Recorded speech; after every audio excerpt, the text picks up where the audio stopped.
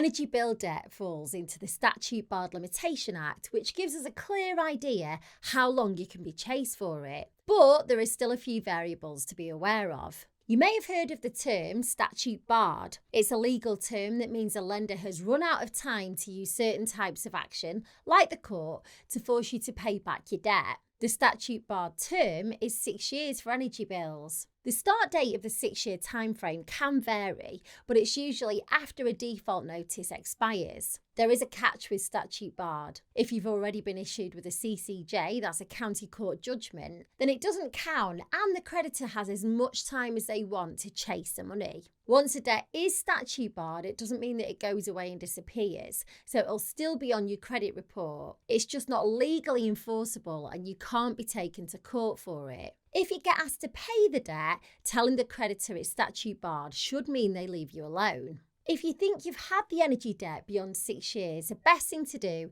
is to try to figure out if it is statute barred. You can do this by looking at the last payment you made or when you last had any contact with whoever you owe the debt to. For example, if you haven't replied to any correspondence or paid anything for over 6 years, then you can assume that it is. If you're still getting chased and you've told them that it's statute barred, ask them to prove that it isn't.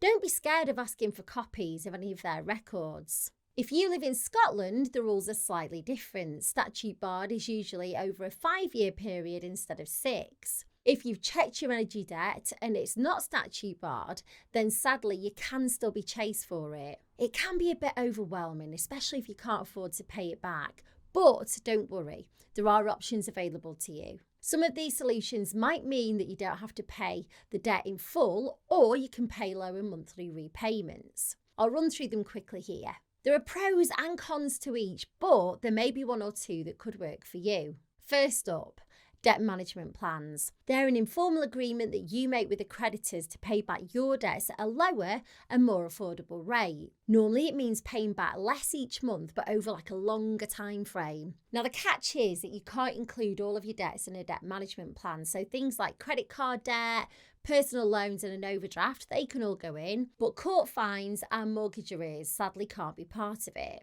Next is debt relief orders. They freeze your debt payments for a full year, and then if your situation hasn't changed after 12 months, then the debt's written off. So you make no payments towards the debt in 12 months and interest isn't added. Pretty good, right? Sadly, debt relief orders have strict eligibility criteria. So, for example, you can't own anything of significant value like a house, and you can't have more than £2,000 in savings. Another option is offering a final settlement. If you happen to have access to a large lump sum, then you can offer that to the debt collectors or the creditors they work for. It might not be the full amount that you owe, but sometimes they'll be willing to write off the remaining debt because you'll be saving them the time chasing you down for payments each month. Unfortunately, getting your final settlement offer agreed might not be that simple, and your creditor could simply refuse. Individual voluntary arrangements are another way to deal with debt collectors. It's a formal agreement between you and your creditors to reduce your payments to one simple payment each month. It lasts for 5 years, and then at the end, any remaining debt's written off. Again, like with all these options, there are catches. IVAs are legally binding, so you'll need to keep up with the terms that you agree to, otherwise you could be back to square one. Bankruptcy is probably the most famous option, you may already know, but with bankruptcy, all of your assets are reviewed and some may be sold off to pay back your debt. After a year, any remaining debt will be written off. Of course, bankruptcies have some obvious downsides, mainly that some of your belongings may be sold to pay for your debt, and your credit score will become low. Paying back your debts, whether in full or using a method that I mentioned earlier, will ensure that you keep the debt collectors at bay. One simple step that you could take today is to find out if any of those debt solutions could work for you. In the description of this video, I've linked to a form on my new website, and it'll ask you a few multiple choice questions like how much money do you owe and how many people do you owe. At the end of the form, it'll connect you to a company that I've partnered with to give you all the information that you need about debt solutions that are available. So click the link below, check it out, and let me know how you get on.